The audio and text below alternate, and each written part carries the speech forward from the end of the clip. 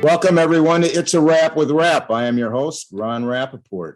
This podcast features people who have overcome life's challenges and adversities, people who can inspire and motivate, and people who can educate us on an assortment of topics. My guest today is Matt Ode, a personal trainer who at the age of 24 was diagnosed with stage 3C testicular cancer, the highest stage. The common age of the disease is 15 to 49 years old. There are 8,000 to 10,000 new cases per year in the United States, and we lose about 440 men a year to the disease. The disease is treated successfully in 95% of the cases. Treatment options include chemotherapy, radiotherapy, and surgery. After chemotherapy and a very complicated surgery to remove the remaining cancer from his body, Matt encountered various complications. Matt went from 185 to 110 pounds in 8 months. Fast forward 3 years later, after hard work and deep internal discovery, Matt is as vibrant, enthusiastic, and energetic as ever, helping individuals transform their minds, body, and spirit as a transformation coach and highly sought after keynote inspirational speaker. Matt has been cancer-free for 4 years now. Matt helps individuals to overcome adversity in their lives, discover their purpose, and give them the courage and tools to go out and live their lives to the fullest. Matt is here to tell his roller coaster of a story and to inspire and encourage all of us with his life experience wisdom. Welcome, Matt, to the podcast. Wow, what an introduction. Thank you, Ron. Appreciate it. You're welcome. So happy to have you on. Look, I was really looking forward to this. We both kind of share a similar thing. I've had male breast cancer. I don't know if you knew that or not. And I do a lot of advocacy work for the Male Breast Cancer Coalition, and you with the testicular cancer. And, so I think we have a lot in common to talk about. Let's start at the beginning, Matt. Tell us about your early years and what prompted you to become a personal trainer. Yeah, great question. So, when I was younger, I think it all kind of, goes back to my dad putting me into every sport you can imagine, football, baseball, cross country, basketball, everything. So sports was like a massive part of my life. And when I wasn't doing sports, I was out with my friends playing out in the yard, things that we don't see as much nowadays with, I wish I could see more in kids. And I'm sure you wish you'd see them outside more. So I was a very, very active kid. And, in high school, I kind of narrowed down to what I thought I was best at. And it was actually cross country and track. I was a very good runner. Ended up running for 1 year in college, and it just got to be too much for me. So then after that, I was running probably close to 80, 90 miles a week in college. And the thing that kind of switched me is I didn't necessarily like being that 125 pound kid going into college. So I was like, okay, I need to switch up my physique. I loved looking at, these athletes that are built, but are also, extremely athletic as well. Sure. So I want to start lifting. So started lifting. Within a year, I probably put on 20, 25 pounds, and I started gaining more and more and more weight. And I just fell in love with being versatile, being able to do cardio, being able to do lifting, all of the above. And sure. When I got out of college, I actually had a business management degree. I had no idea necessarily what I wanted to do with it. But I remember sitting down with my dad and my uncle, my dad's the CEO. My uncle is the business owner. They run a very successful business, around 400 employees. And it's a software, construction accounting software company. But they said, hey, Matt, they caught on early. This was back in 2014. Like, hey, we're noticing that companies are doing wellness programs, meaning you have an individual that comes in and you basically create a healthy atmosphere for employees. And I said, oh, yeah, I'd absolutely love to do that. And they said, okay, well, what about you get your personal training license? Because we want to build a gym in our company. you be a personal trainer for half of the 40-hour week, and the other 40 you create, corporate challenges, meaning like step challenges for employees. You do all these other things. Sure. So that's what got me into what I was doing. Wow. That was nice that they could do that. Yeah. So Matt, can you give us the audience an overview of your story to understand the sequence of events and challenges you faced? Please tell us about the surgeries performed and the complications involved. I didn't want to go into any of that in the introduction. I wanted you to tell your story of what exactly happened with, how you found out about having testicular cancer. Yeah, you definitely left out all the good parts. So this is good. So I'll make sure. And if you need to stop me at any point, just stop me, and then I'll, go more in detail if you want me to, take a step back or whatnot. But it's 2016. I am literally in the best shape of my entire life. I just started dating my now fiance, Lauren. We were literally just started dating. I'm, been eating the right foods, doing all these things. And then all of a sudden throughout the summer, me and Lauren is my fiance. We were doing kayaking, hiking, things like that. I started to notice this back pain. And, at 24 years old, I'm 24 years old at the time, 2016. And, being stubborn, I just wouldn't go get it checked out. And it just kept getting worse and it kept getting worse. And I just said, okay, it's probably lifting. I probably should just cut back. So I stopped lifting. Sure. It kept getting worse and worse and worse. And one night, about 2 months later, it got so bad that I actually ended up waking up one night. I was in so much pain, but then I had this stomach ache too. And I ended up puking up blood. Got rushed to the emergency room, did a blood test on me, found out I had lost 2/3 of the blood circulating in my body, which is actually equivalent to being shot with a gun. So let me stop you there. So you're spitting up blood, right? Mm-hmm. You're puking up blood. Now, did you notice, now you said you lost 2/3 of your blood supply. Did you notice any blood loss before that? Yes. Like hemorrhoids or, that kind of thing? Maybe, yeah. Urine. Like through not urine, no, but through bowel movements, yes. Okay.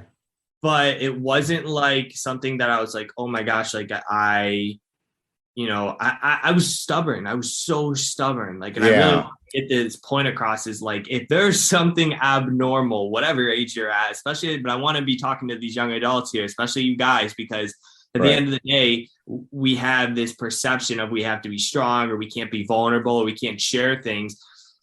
If you see something that is wrong and it's been going on for more than, I always give it at least a week, but I usually have a 2-week rule. If it's still there 2 weeks, you need to go to a doctor. Just go get yourself checked up and see what is going on. If it's something completely abnormal, and I usually say even quicker than that, but that's my rule is if it's lasting over 2 weeks, you need to go see a doctor. That's something abnormal. So, right. And I'm kind of, in the same ballpark with the Male Breast Cancer Coalition. We have guys that they'll get a lump in underneath their nipple, right? And some of these guys wait until it just grows and grows and grows, and then they finally go in. Well, by the time they go in, it's stage 4. It's already, metastasized. So yeah, I keep harping on the guys out there. You have to pay attention to your body. And to be honest with you, my statistics were you lose 440 men a year to testicular cancer, and you have 8,000 to 10,000 cases a year. Male breast cancer, guys, we have 2,600 men a year diagnosed in the United States. We lose over 500 men a year. More people men are dying from that than from testicular cancer. So just to be aware. So go ahead, Matt. Yeah, and a lot of the times, and I'll just reiterate this, for testicular cancer, it could be the and which is what I'm going to get to, where I almost died, had nothing to do with, well, it had to do with the fact that I had cancer, but it wasn't the cancer that almost killed me. It's the complications that entailed. And I think that's where people have to be cautious about certain things. But why you need to get yourself checked out, because if it's stage 1, male breast cancer, or if it's stage 1 testicular cancer, there's very, very, very, very high chance you're getting that thing taken care of, and you're going to be ready to go, and you'll be fine, at minimum, within a couple months. So, to maybe a year. But, so here's the weird part. So they do the test. They found I lose all the blood, equivalent to a gun wound shot. I get rushed into an emergency surgery. They give me 6 bags of blood. Next morning, I wake up and the doctor, walks into the recovery room. I'm ready to go home. I'm thinking I'm done. And he has this blank stare in his eyes, and he comes over to me. It's just me and my parents at the time. And he sits down, he grabs my hand, and he goes, "Matt, we found an 11-centimeter tumor in your small intestine.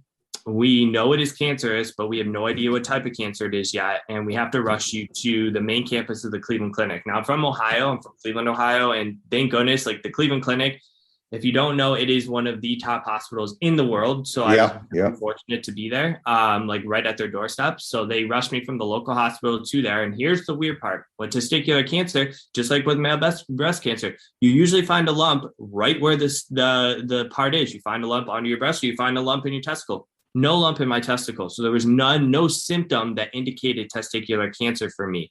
But they did a bunch of tests. And what really caught it was an ultrasound that found that it had originated in my testicle, and then where all the cancer had formed was in my small intestine. And that is why I probably really never got checked, because I never knew that, all this was happening. The reason I was bleeding is because all of that tumor was rubbing against like nerves and veins and things like that, really damaging walls. So,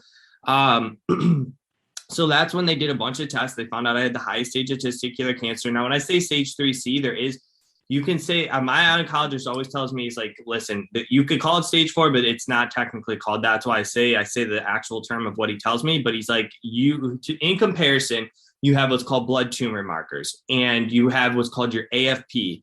And I forget what it's fully named, but anyways, you want to be below a 5. We'll just put that in perspective. Below 5 is normal range, no cancer, you're fine.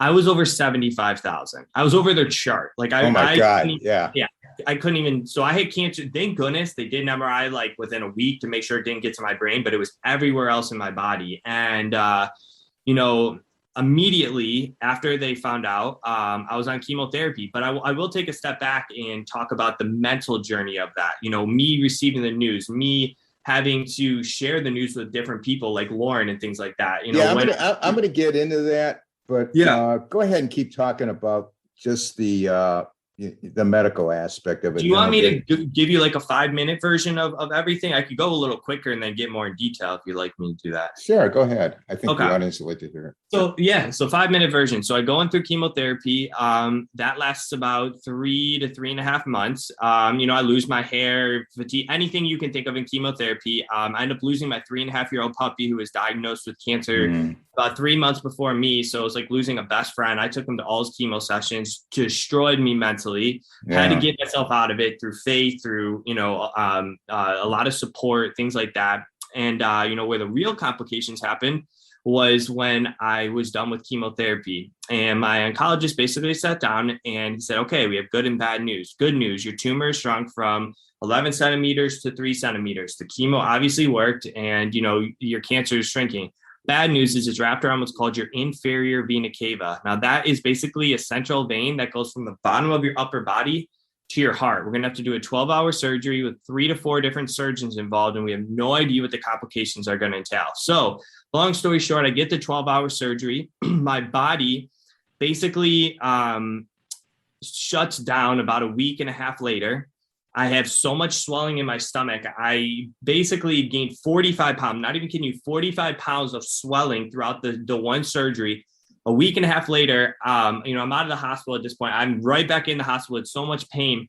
They end up having to drain 7 liters of fluid out of my stomach, causing me to go into complete kidney and liver failure. I had a cone drilled inside my head to relieve potential brain swelling. I had a catheter in my chest. I had a catheter in my neck because I thought I was going to be on dialysis the rest of my life.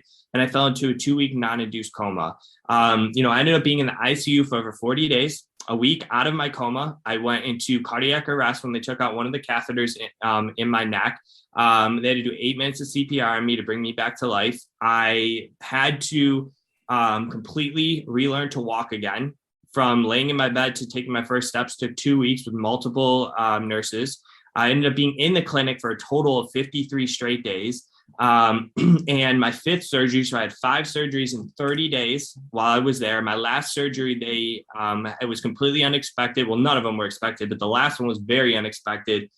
My stitches bursted open. They had to rush me in and had to do what's called an open wound surgery. They couldn't close my skin back up. They had to take out all of my abdominals, and they had to leave a football-sized mesh over my stomach, which took an entire year for my wound to heal. And like you told me, or like you said before in the intro, I dropped down from a 185-pound personal trainer to 110 pounds, basically having to rebuild my entire life mentally, emotionally, and physically all over again. And I'll tell you right now, it took me 2 years with completely focusing on me first. I have a little saying that I say is, in order to be selfless in life, you must first be selfish. And, that means you must take care of yourself before you can impact others. And it took me 2 years of, first, my faith with God. Number 2, keeping the promises I make to myself every day, saying when I'm going to go and do shit, I'm going to actually get it done, or I'm going to give it a shot instead of making excuses and falling into a victim mindset. And number 3, not being afraid to be vulnerable and asking for help when I need it, using my support system, using my fiance, Lauren, using my parents. And they were lifesavers. I'm not even kidding you. Like,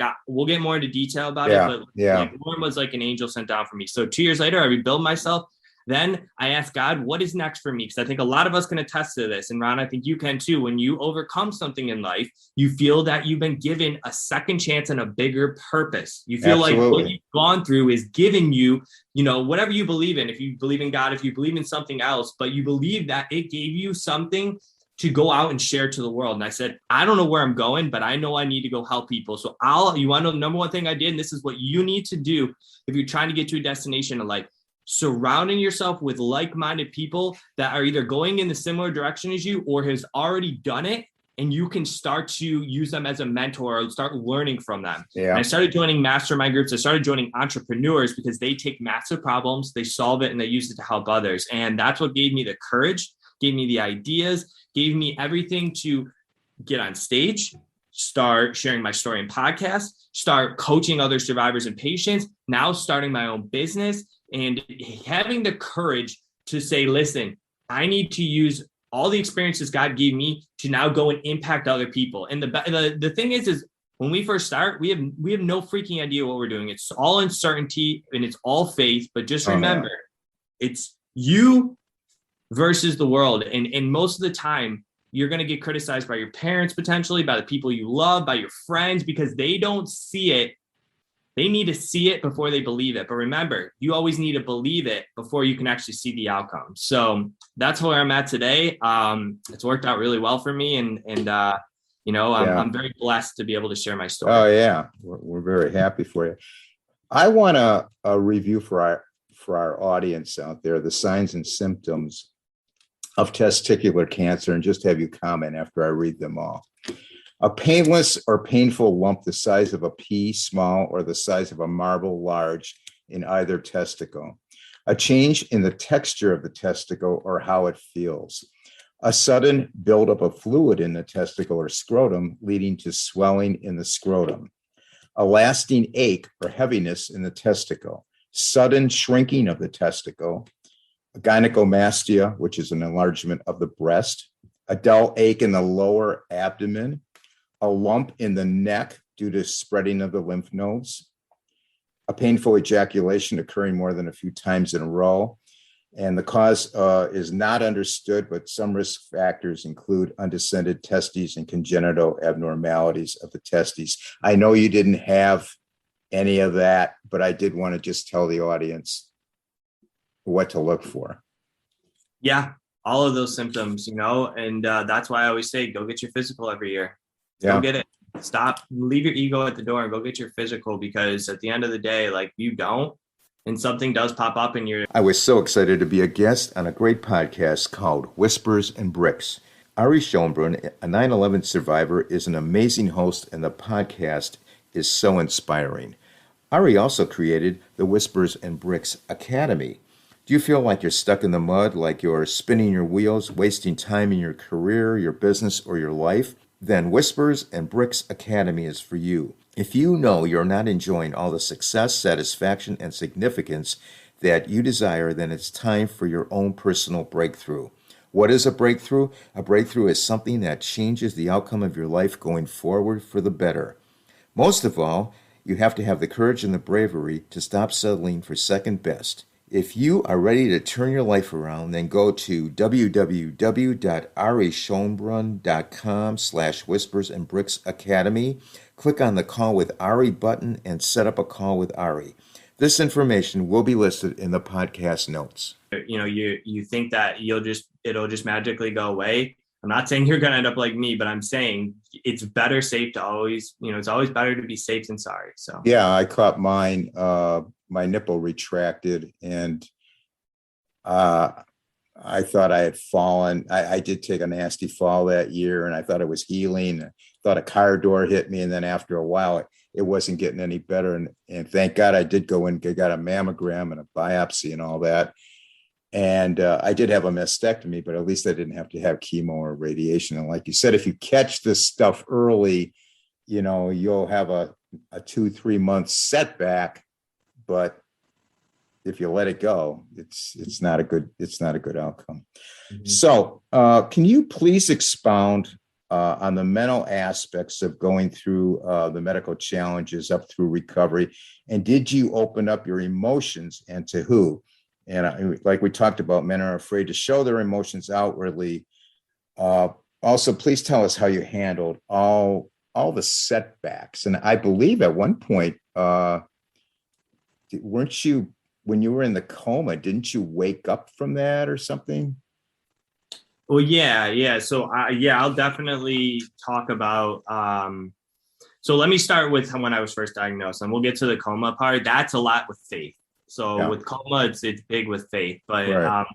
With when I was first diagnosed, I helped. I think I'm going to tell you this right now. Holding in your emotions, in my opinion, is one of the number one causes of depression, number one causes of anxiety, number one causes of PTSD, number one causes of mental health issues, because every time you hold that in, it is like an extra pound of weight lifted onto your shoulders. And for me, I didn't cry when I first got diagnosed. I didn't show any emotions to my parents. And I was just like this. I felt like I needed to be this strong person for them. I said, hey, I remember looking at them crying, and I said, everything's going to be fine. And deep down inside, I knew like this was a battle I was going to have to face. This was a journey ahead of me. And for some reason, God allowed me to share my emotion. The moment, like about 3 days later, Lauren had found out, like she found out that day, but she couldn't, like we couldn't, because there was all the ambulance and getting me to the hospital. She couldn't come see me for about maybe 2 days. And when I finally got to the clinic, she came and visited me. And I'm going to tell you, Ron, I saw her, and first I was deathly afraid because we'd only been dating for 2.5 months. So I thought she might be breaking up with me, whatever. I didn't know, because it's a big burden to put on her. So sure. I just saw her, and we both like knew like we weren't leaving each other. And I broke down. I broke down crying. Sure. And I started to share all of my fears. I started to share all of my uncertainties, all of my doubts. And I'm telling you, Ron, you would think, oh my gosh, like that's going to make it work. No, it was such a relief to get it off my chest and just say, I need help. It was a catharsis. It was. I need help. And it's okay for you males, women too. I want to express this to women too. I know you usually are a lot better than us at this, but there are some times where I know you probably try to be strong too. Maybe it's for your kids or whatever, but be okay to express your emotions. And so this allowed me to switch my mindset, and I started looking at life, Ron, as everything in life is, how is it happening for me, not to me? And I'm not saying that, and this is what I mean. I'm not saying that the situation I'm in is like, oh, I'm happy I'm going through it. I'm saying, how do you take an unfair situation? Because every one of us in life who's watching this is going to get unexpected, unfair news. So how are you going to take that news? You can either say, why is this happening to me? becoming the victim of the situation, have a why me mentality, start making excuses, or say, how is this happening for me? Start learning through the experience. So for me with cancer, how can I learn? How can I grow? How can I become a better version of myself? And then guess what that ultimately allows you to do? It allows you to take all of those lessons and eventually down the road, whenever that might be, to impact other people. Your greatest lessons in life are going to come from your failures, are going to come from the hardest moments, are going to come through the most challenging times of your life. So I started to, and it really hit me when my puppy passed away, was it's unfair. I'm losing a best friend. I'm going through cancer. I'm right in the dead smack middle of chemotherapy. And I fell into a victim mindset mentality. And trust me, there's plenty of other times where I started to, but that is where your faith, that is where your support system can get you out of those situations. So when you're feeling like in a victim mindset, I want to give this real quick. It is okay to grieve, meaning it's okay to be upset at the situation. It's okay to be angry in the moment. But if you live in that moment and you let it define you, that's when you have an issue. That is when it turns into anxiety. That is when it turns into depression. That is when it turns into you becoming the victim of the situation. So you need to take action by asking for help and keeping the promises you make to yourself by saying, when I need it, like for me, for example, days I didn't want to get up from chemo, or days when I was in the hospital and I had to learn to walk again. When I literally had to learn to walk again, I had no energy, zero. My tank was zero, but it was life or death. And I said, you know what? I don't give a shit. Today I have to work on getting my butt up and starting one step at a time. And that's all it takes, Ron, is it takes one step at a time. It's like that famous saying, Rome wasn't built in a day. Anything great in life doesn't just happen like this. Everyone's looking for instant gratification now. You're never going to get what you want if you're looking for instant gratification. Right. It takes time. It takes every day putting in the work and just focusing on one thing at a time, not getting your mind in a million different places. So that was what really helped me through a lot of it. And trust me, I will be totally vulnerable here in saying I fell into that why me mentality multiple times while I was going through cancer. It's okay to be down on yourself, but I picked myself back up. That was the biggest part. I never gave up. So with the coma, can I just stop you for 1 second? Yeah.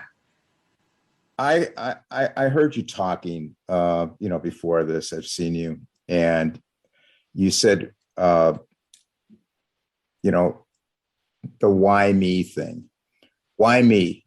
And then you said, no, ask yourself, why is this happening for me? Right? So just a little side story. A couple of days ago, I go to the gym, I go to work out, I go to swim. I have a locker, but I always put my nice brand new running shoes underneath the bench. I go swimming, I come back. The shoes are gone. They're missing. And, I said, you know what? I listened to Matt Ode, and he said, why is this happening to me? No, why is this happening for me? Okay, so I said that to myself, and I got delayed, and I go out into the lobby, and my wife is talking to a lady that was a patient of mine a while back.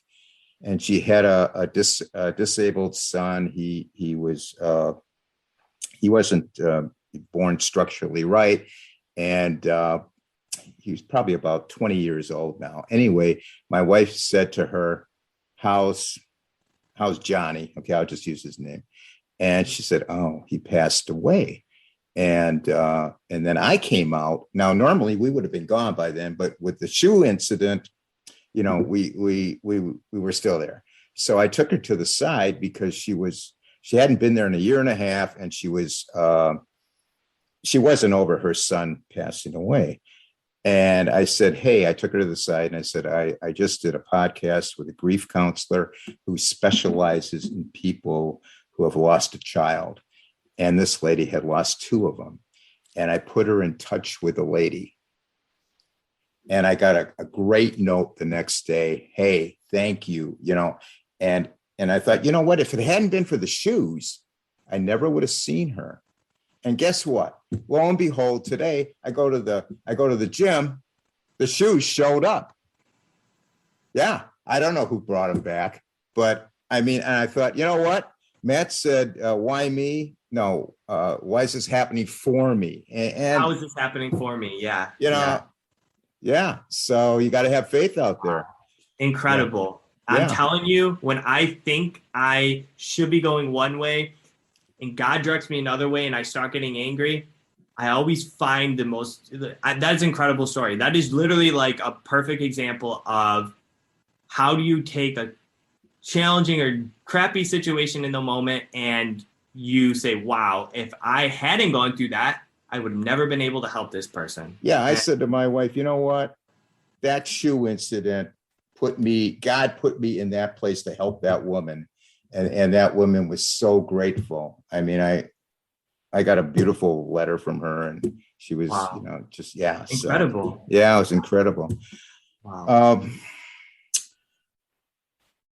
Tell us about your support system going through the journey and what advice do you have for people out there going through their struggles in regard to their support system?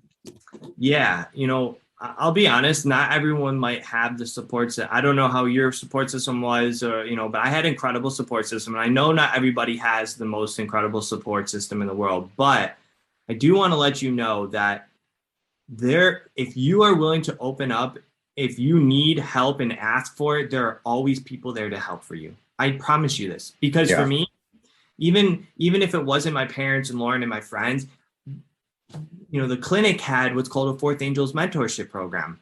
And what it was they connected you with a survivor that had gone through the same type of cancer you did, and they would connect you with that person. And the cool part about that was, I could actually relate to that person. So when I was going through the mental and physical struggles of chemotherapy, my parents or Lauren or other people couldn't necessarily relate to the pain I was really going through. They tried to help me, but they just couldn't understand me. Where my friend Ronnie, he could, and he could say, listen, Matt, I know how you're feeling, but tomorrow's going to be a better day. You're going to start feeling like X, Y, and Z. You're going to start, this. And it just gave me a sense of peace. And even on top of that, here's a really cool story. My dad, when I finished chemotherapy, hosted an event. It was on Thanksgiving morning, just to celebrate the fact that I finished chemotherapy. And most cities do this, is where they host what's called a turkey trot. It's just like a 5 and 10K run where, it's all the cities usually do it. Well,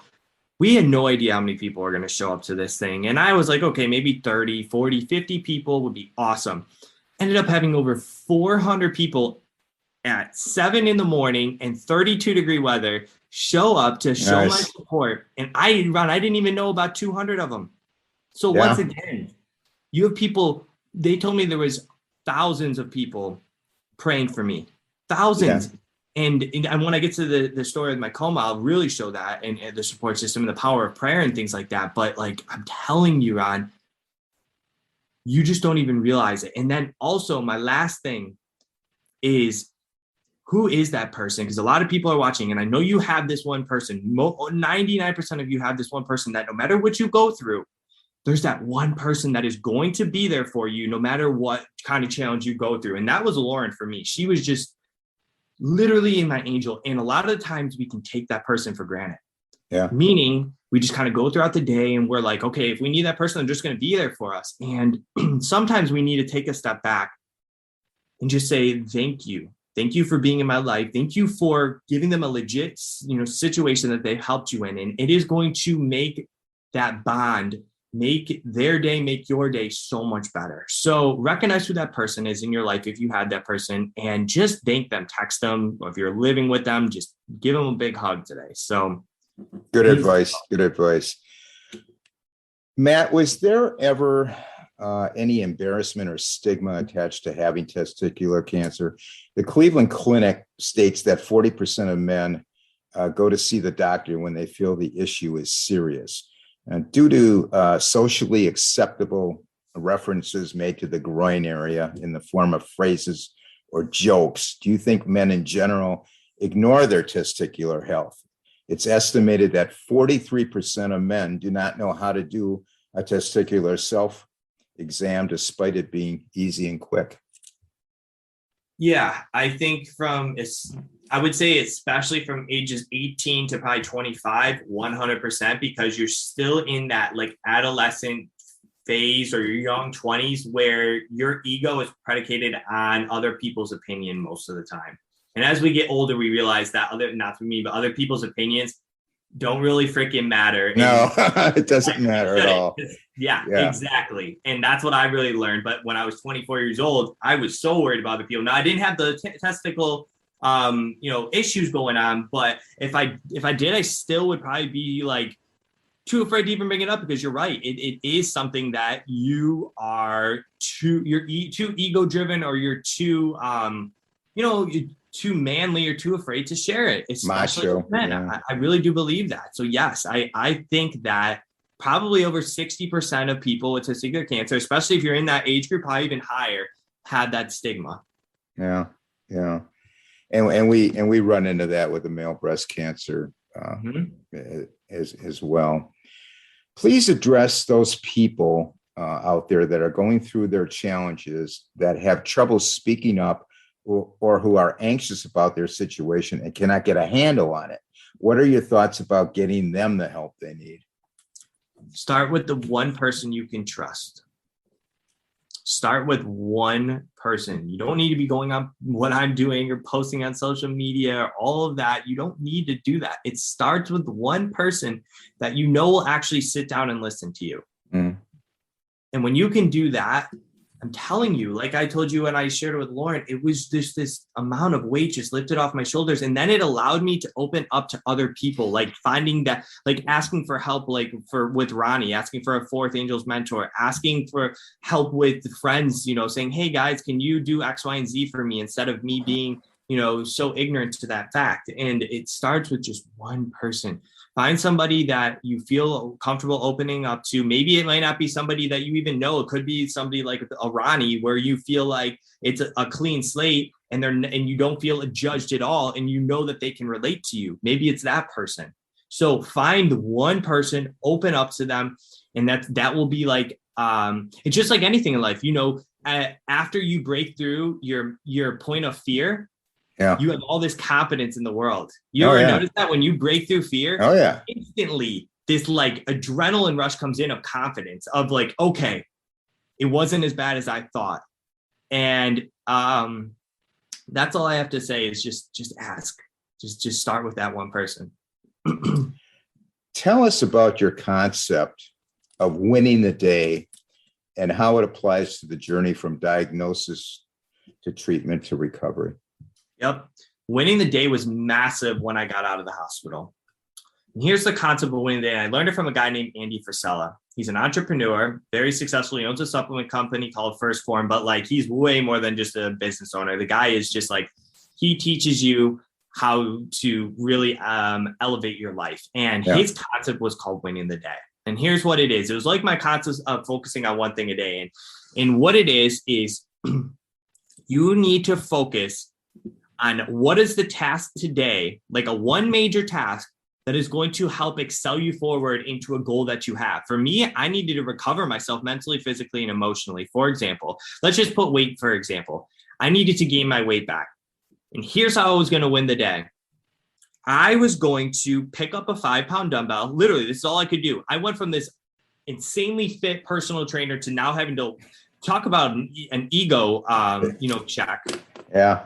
I'm 110 pounds. I look like a skeleton, and it's terrible. And I was so self-conscious, but I had to start somewhere. So I picked up a 5-pound dumbbell and started doing bicep curls because I knew I needed to get that strength back. And that right there allowed me to win the day. And when I can win, Ron, when I can win 4 out of the 7 days at least, guess what that means? It means I've won the week. Yeah. And when I can win 3 out of those 4 weeks, guess what that means, Ron? You win the month. You win the month. When you can win 6, 7, 8, 9 out of those 12 months, guess what happens? You're a totally different person in a year from now, that in so many positive ways. And that's my concept of winning the day. And it's just like the thing of how I said, keeping the promises you make to yourself. When you say you are going to go and do something, and you feel like, oh, well, I can just, lay in bed earlier for a little bit longer. I can go, do X, Y, and Z. That's going to make me feel more comfortable. deep down inside, this is truly why I think a lot of people are so hard on themselves, and why people get so down on themselves so quickly is because they don't do the things that they know they need to get done, because they're too afraid of either their own failures, their own success, or what other people are going to think of them. It's those big three things: their own failures, their own success, or what other people are going to think of them. And that doesn't allow them to excel forward in life. And guess what? You know where happiness comes from? Happiness comes from two things. Number one is progression in your life, actually seeing progress in your life because you're doing things that you know is making you a better person. And number two is giving back and helping other people. Those two things are what in my opinion, creates happiness and fulfillment in people's lives. And the reason why people feel so unfulfilled and so unhappy nowadays is because they go on social media, they see somebody riding a Lamborghini that they don't even own, and then they think that that's who they need to be by next month in order to impress people that don't even like them. Yeah. Yeah. So such great advice. Such great advice. Win the day, focus on yourself, and stay laser focused where you need to go. How did cancer change your life after recovery? For example, your friends, things like that. How did it change it? Now, 95% of my friends, still amazing friends today. 5% of them, as soon as I started, it wasn't right after cancer. It was when I said I want to do something bigger with my life, is when I started losing some friends. And it was about 5%, but that 5% hurts. And people know this. When you start off on a journey of self-development, personal development, and you start doing something bigger with your life, the friends who are the most insecure are going to question you, are going to criticize you, are going to talk shit behind your back. And I had that. I had 2 or 3 friends who would, like, we're in a group of people. They'd be like, oh, look at Matt trying to, show himself off by posting on social media every day. He's like, my one friend even said, I'm going to unfollow you, because he's like, I had to unfollow you because I couldn't watch your content anymore because you just keep posting. And I said, good. You're not, you were never my, I guess I learned now that you were never actually a true friend of mine, because all I'm doing is posting things to help cancer patients and survivors and help people like maximize their life. Yeah. So, here's what I try to tell people. I said, just stop letting those people control your life. At the end of the day, they're going to be your worst critics. But when you start to succeed and do things, guess who's going to be your number one fan? And the first person to be like, oh my God, I knew it the whole time. It's going to be the same freaking people that told you could never do it. And that is how, but for 95% of my friends, they're absolutely incredible. I love them to death. They were a huge part of my role of getting to where I need to be today. And you can't let those 2 or 3 people in your life take you down, drag you down, and be the best version of you. It's you against you, so stop comparing yourself to other people. And surround yourself with a tribe of very good friends. Yes. Yeah. And I got new friends. That's another reason why they thought I was like leaving them or something. I said, no. I said, listen, instead of talking about high school glory days all the time and gossiping about other people and never talking about building a future, only talking about our past and the job and how shitty our job is and all this stuff, I need to be around people who are like, I'm elevating in this area of my life. I want to get to this area of my life. And how are we going to do this? How are we going to build this together or work together to get there? So, Matt, please talk to our audience who may be at rock bottom and about to give up. It could be any life challenge out there. It could be COVID. It could be financial. It could be marital. What would you like to tell them, the people at rock bottom? Yeah, I had a lot of rock bottom moments. The one that I noticed the most, and I'll share the story, is, when I had my last surgery, I was literally about 3 or 4 days out ready from getting out of the hospital. And all of a sudden my stitches burst open. I get rushed into that surgery. And I'm back in the ICU room, and I had this massive wound on my stomach. And for 2 days, they had a breathing tube in my mouth. I couldn't say anything, and I had my hands tied to the bed because they didn't want me touching my wound. But for 2 days, they didn't know I was strong enough to know that I was like fully awake. So I had to sit there for 2 days and basically like just ask God, what is next? Like, I am at the lowest point of my life right now. Yeah. And I don't know where to go next. But guess what? When you're in rock bottom, you have only 2 options. You either can give up on yourself, give up on your life, or you have one other option, and that is the only place to go is up. And you have to realize that rock bottom is actually the beginning of a new chapter of your life, a beginning of something brand new. It's like a fresh start. Think of your rock bottom moment as a fresh, clean start to something so much bigger. But the clean start isn't just completely fresh. It has a lot of lessons involved with it. There's so many lessons to be had by getting to that rock. I hope everybody, don't hope anybody gets cancer who, who's listening, but I hope everybody at some point hits a rock bottom moment in their life that can alter the direction of where they're heading towards where they need to go. Because that right there, that moment totally shifted my mind towards life is precious, my time, my energy, who I spend time with, taking care of my health, all of these things. And they didn't just flood at once, but it was the starting point of a new chapter and a new beginning to something bigger with my life. And I want people to know that rock bottom is not your end point. It's a start of something bigger with lots of lessons in it. Yes. I cannot agree with you more. Talk about the benefits of community involvement and giving back.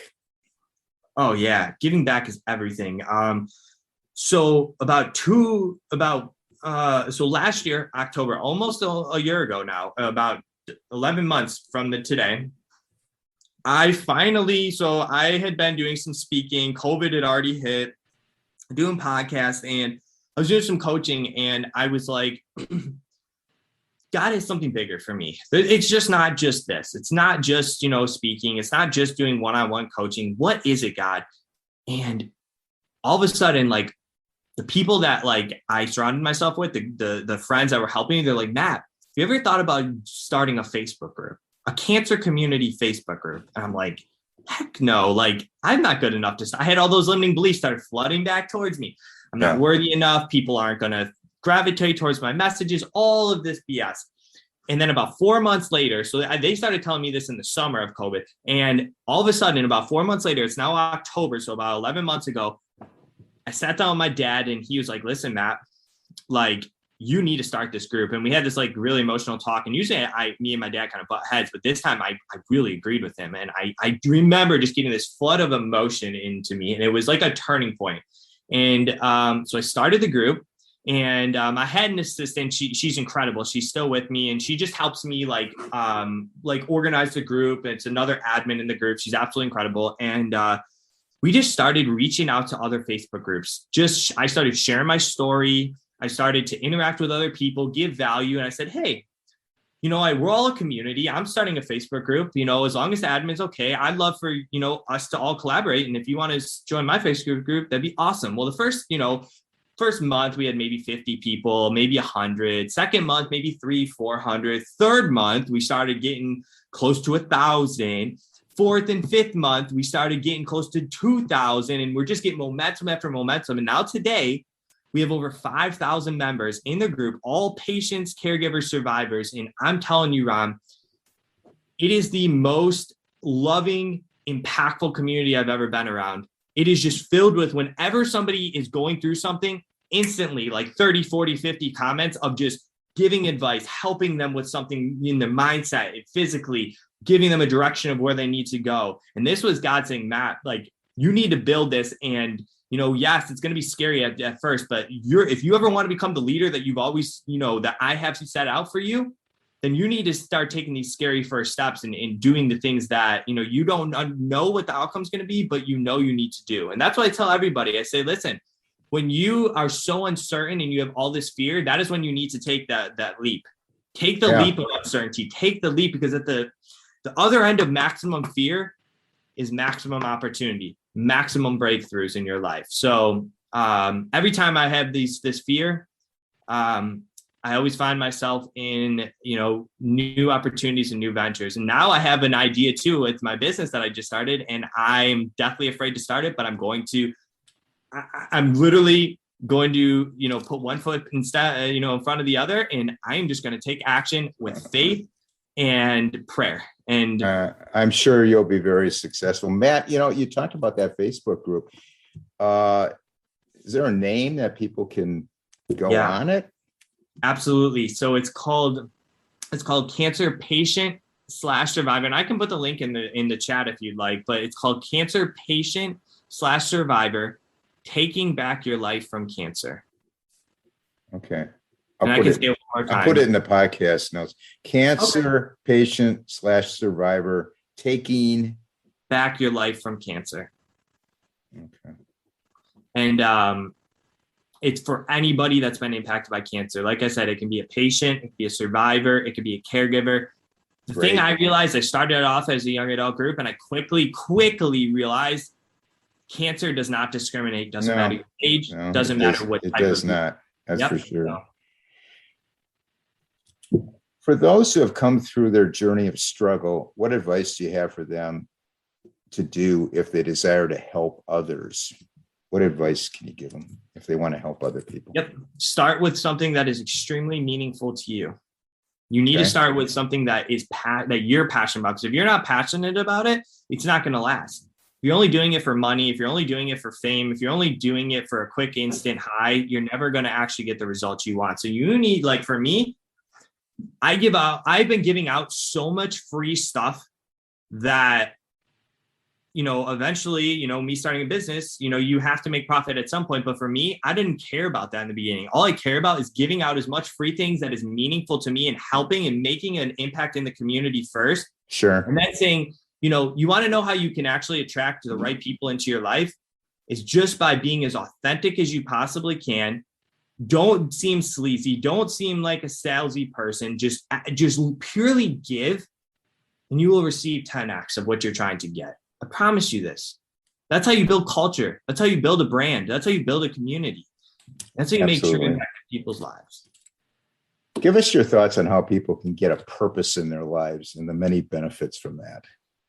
Yeah, I think your purpose can come from many different ways. The number one way is that for me was something that I went through that was challenging in my life, finding something that I overcame in my life. And like I said just previously, was something I overcame, but was also very meaningful to me that you notice other people are facing. It can either be that route, or it can be something that you're just passionate about, that you see people are struggling with, that comes natural to you, something that comes natural and easy to you. And you're able to give them the value that they need. And that will help you find your purpose. Your purpose is going to come when you are, helping people with something that you're passionate about. And usually it comes in those two ways. You either are something you love to do or something that was meaningful to you. And you're like, I don't ever want to see somebody go through this again. For me, I don't ever want to see somebody have to mentally get drained after cancer. Like, I really want to help these, survivors, because I know cancer doesn't stop when you're cancer free. Technically, there's so many more emotional, mental, and even physical battles that you have to face after cancer. And it's not just cancer for me. It's anybody who's gone through traumatic experiences in their life. And I want to give them that sense that they have, a gift. Your story is your greatest gift. Remember this. Your greatest asset in life is your story. I turned my pain into purpose. The day before my surgery, my cancer surgery, I had to go into the dental office to get a procedure done that they had to do. It was like a crown or whatever to put in. And they wanted me to do it before the surgery. And I told them I was having cancer surgery the next day. I didn't say breast cancer surgery because at that time I was somewhat embarrassed about it, to be honest with you, like most men are, with all this stuff. And I went into the dental office. The technician sat me down. She said, "Yeah, we rushed all this for you. I understand you're having cancer surgery tomorrow. What kind of cancer surgery are you having?" I said, "Breast cancer." She started laughing, Matt. She started literally laughing and said, "You're joking, right?" And I said, "No, I'm not joking." And a light bulb went off in my head. And I said, "You know what? I don't think anybody should have to go through this. And when I get through this, like you said, when you're first starting out, you don't know what's going on with the cancer. You got to take care of yourself first." But I said, when I'm done with this, that's going to be my purpose. I'm going to take this pain, I'm going to turn it to purpose, and I'm going to advocate so men out there don't have to go through this. And that this type of cancer is going to be degendered someday. So it's not just all women, and so that was my pain to purpose. Yeah. You know what? I'll be honest with you. The first time I heard breast cancer, I never knew until I was in this space, until I started like literally building this community. Yeah. I didn't even know about male breast cancer. And I think for a lot of people, when they hear that, she probably thought it was a joke because she had never heard of a male having breast cancer. I would never laugh. I think that's ignorant, but I also think that like she probably had no harm in it. She just didn't even know, which is crazy because I didn't either.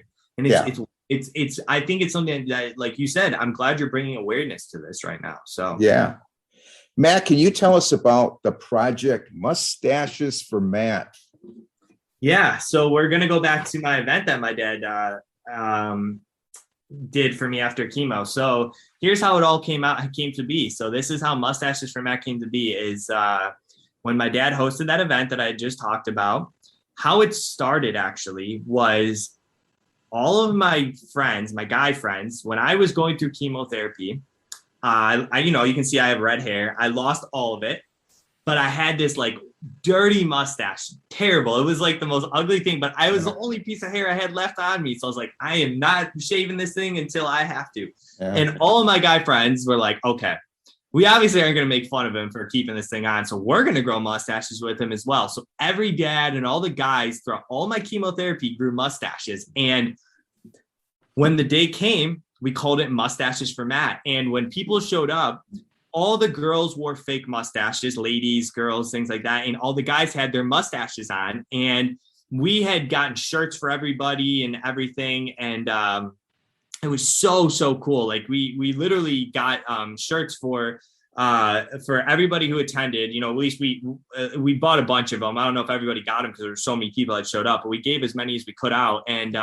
it was incredible, man. And that's why we called it Mustaches for Matt, is because everybody did it. And we've done it the past 3 years. And here's a really cool thing is every year it's just been an event. But this year it was supposed to be during COVID last spring, but we couldn't do it because of COVID, obviously. But now, I'm hosting this spring. I will be hosting my very first Mustaches for Matt 5K race, and all proceeds are going to be going to Almond Cancer Fund, which is a young adult cancer organization. And my goal in life, my ultimate mission, is to be able to eventually start my own, nonprofit where I build a foundation that helps families whose young adults have been financially impacted by cancer. And but for right now, all of the proceeds are going to a young adult cancer organization. Awesome. It's such a cool thing. So yeah. Now, is that 5K run going to be held in Cleveland?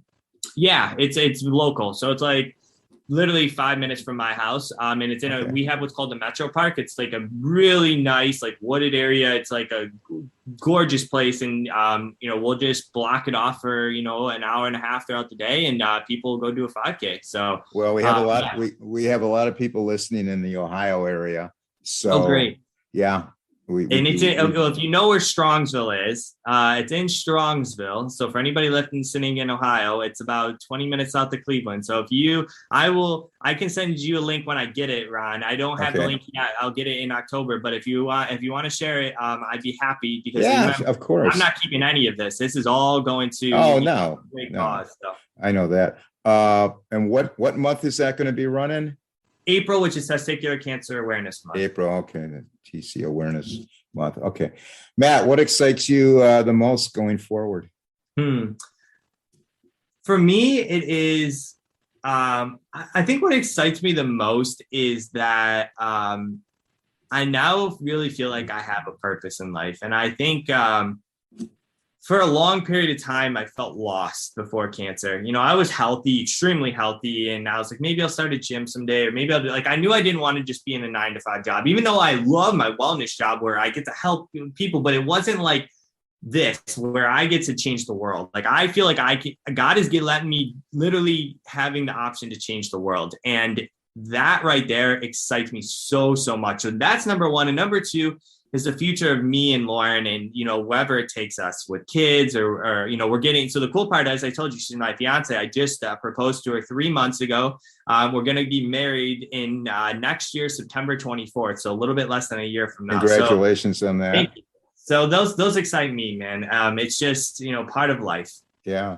How can people contact you, Matt? Yeah. So the best way is go through my website at Matt, M-A-T-T, Ode, O-D-E, speaks.com, mattodespeaks.com. And it has all my social media on there. From my Facebook to Instagram to LinkedIn to my YouTube channel, all of that stuff. And if you're looking for a speaker, you can go through there. So that's going to be your best place to reach me. Or, really, it'll just lead you to all my social media accounts. But if you want to reach me, my probably most active accounts is Facebook, no doubt, and Instagram. So Instagram is Matty, M-A-T-T-Y-O-D-E. You can shoot me a DM. If you are impacted by cancer, I want to say this, please shoot me a DM. I would be happy to get you into a Facebook group. And I'm telling you, it is just a game changer. It has been the most amazing thing. And all you have to do is you can just read people's stories. You can just listen to things. It's a group filled of knowledge. Okay. I'm going to share all that in the podcast notes, all that information. Thank you, Matt, for sharing your incredible story. The work you are doing to help others is invaluable. You are an inspiration to us all, and I am so glad you could join us today.